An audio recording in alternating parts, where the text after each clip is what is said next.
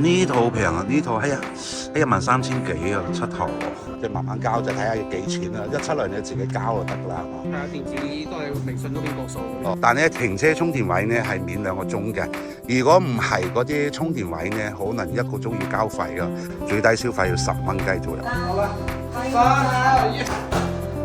恭喜恭喜恭喜恭喜 ！Hello， 大家好，江門老蕭啊，今日帶個業主過去行政大廳辦理嗰個契稅業務。個業主已經過嚟㗎啦，睇下佢靚唔靚仔先。蘭姐打聲招呼啊！今日過嚟帶業主過去辦契稅係嘛？直接去到行政大廳咯。好似佢話上次在網上覺得係交唔到，咪做乜嘢？就係聯繫到我。他要審核幾個小時才能繳費。哦，審核等會繳費了以後，把那個交過來，那個照片轉發。好 OK。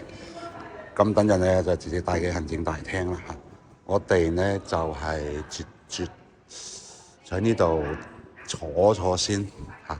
咁佢先整理下呢啲資料咯嚇。我哋都拍下咯，拍下怡豐名門依家嗰個特惠價咯。依家有五棟嘅505，唔係5棟505係咪？應該505啊，八方特惠價係131萬個18千萬10萬8萬131萬出頭多啲。依家有個28棟嘅107，依家107個單價都係14000幾咯。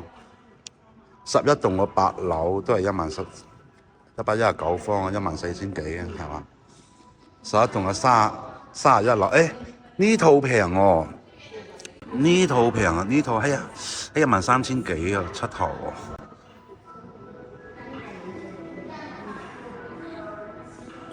好啦，我哋依家出發啦。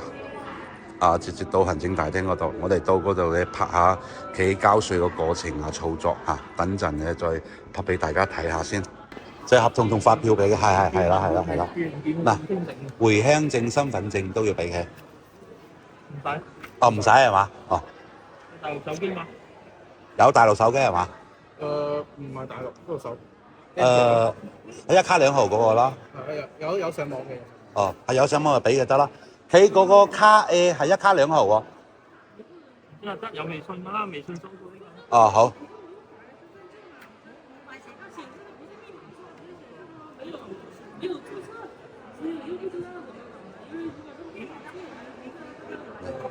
登錄。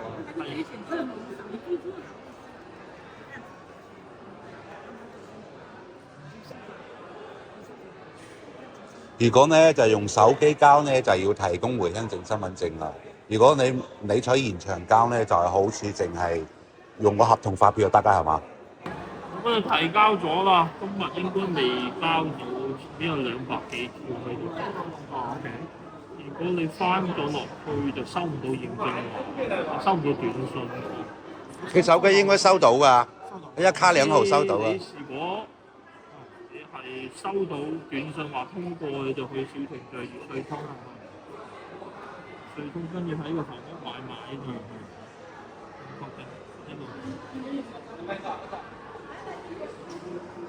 要交費就得啦。電稱係。如果你係收唔到，你就去呢個申報查詢嗰度呢個事項嗰度簡單嘅。查詢，佢會有嗰個進度嘅。OK。你去到可以查到，因為我唔知有啲話收唔到短信。哦，短信係驗證碼嗰啲定咩？唔係，係短信，佢會講俾你聽通過，跟住講俾你聽幾多錢，然之後再喺嗰度交稅。OK。可以啦，係嘛？依家就係佢翻起就睇短信得㗎啦。好啦。依家同客戶入到行政大廳啦，問到工作人員啦，佢話唔使話排隊攞籌㗎，直接到嗰個稅務諮詢輔導區嗰度，直接係提交合同發票就得㗎啦。咁今日咧都係禮拜1啦，工作日啦，工作人啊比較人多係嘛？咁我哋都算好嘅，唔使攞籌。咁如果你真係唔想行到呢邊行政大廳咧，就直接就可以去網上交嘅。咁網上交同埋個現場交都係一樣嘅操作，佢都係幫我哋用手機輸入佢粵稅通就直接拍個合同同埋發票。頭先咧喺入邊咧，佢係唔俾拍視頻嘅，就係所以我就都唔按規矩咯，就係拍到一段咯。我依家執唔好，我拍咯。頭先咧都拍到個工作人員幫我哋咧，都係影相申請，都係網上交嘅。幾多個程序咧就係嗌我哋填多一張單意思啫。咁到時我會 keep 嗰張單俾大家參考下咯，係嘛？